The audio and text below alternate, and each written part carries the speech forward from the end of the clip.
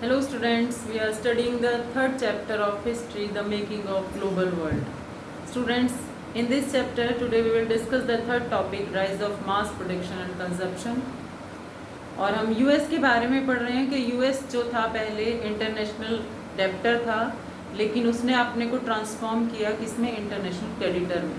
पहले वो कर्जदार था, लेकिन धीरे धीरे उसने अपने आप को ट्रांसफॉर्म कर लिया, चेंज कर लिया, और अब वो क्या हो गया, इंटरनेशनल डेब्टर हो गया, यानी कि सभी कंट्रीज़ को कर्ज देने लगा था।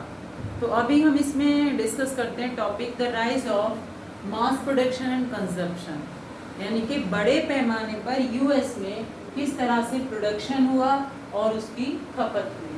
ठीक है, तो यूएस इकोनॉमी में quick to recover after the effect of war.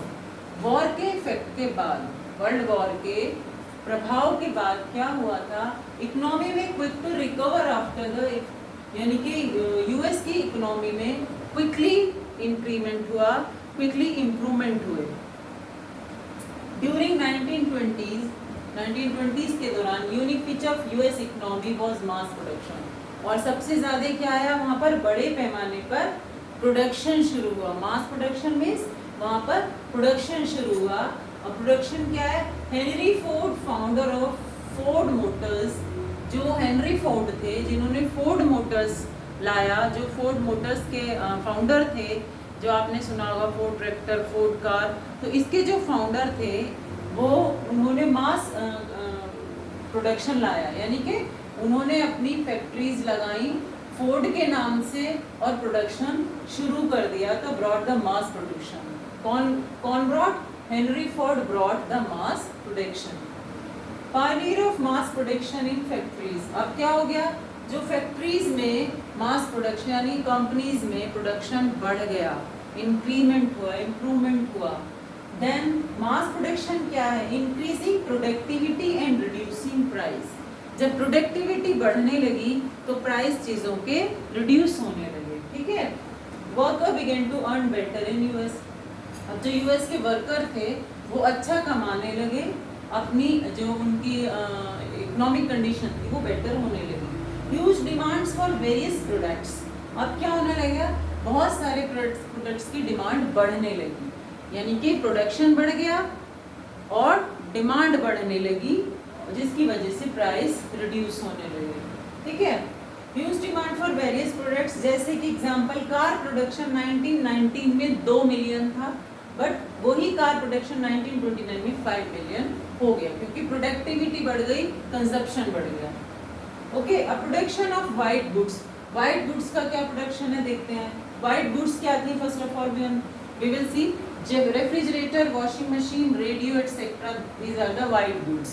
ठीक है, was increasing also housing boom in US market, यानी कि रेफ्रिजरेटर की फैक्ट्रीज लगने लगी, प्रोडक्शन बढ़ने लगा, वॉशिंग मशीन, रेडियो, और हाउसिंग बूम्स, जो हाउस कंस्ट्रक्शंस हो रहे थे, हाउस बिल्डिंग्स जो बन रही थी, उनमें भी बूम आया, यानी बूम से क्या मतलब है, उनमें भी बढ़त हुई, वो भी बनना शुरू हुए यूएस मार्केट में, और वहाँ पर यूएस के लोगों को ये फैक्ट्रीज लगने से, प्रोडक्शन बढ़ने से बहुत ज़्यादा फायदा होने लगा, उनकी इकोनॉमी अच्छी होने लगी।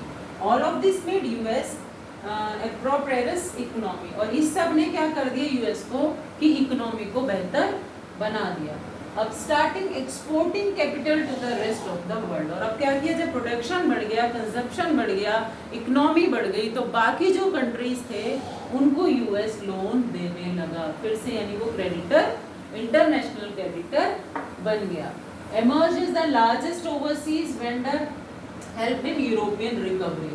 अब क्या हो रहा था, वो क्या कर रहे थे, जो ओवरसीज वेंडर थे, ओवरसीज वेंडर क्या थे, जो सबसे बड़ा अब यूएस विश्व विक्रेता बन गया था, यानी कि प्रोडक्शन उसका सबसे ज्यादा हो रहा था और क्रेडिटर भी वो सबसे बड़ा था। Boosted world trade for 6 year, और 6 सालों तक उसने, यूएस ने वर्ल्ड ट्रेड को बूस्ट किया, यानी कि बढ़ाए रखा, उसके स्टैंडर्ड को मेंटेन करके रखा।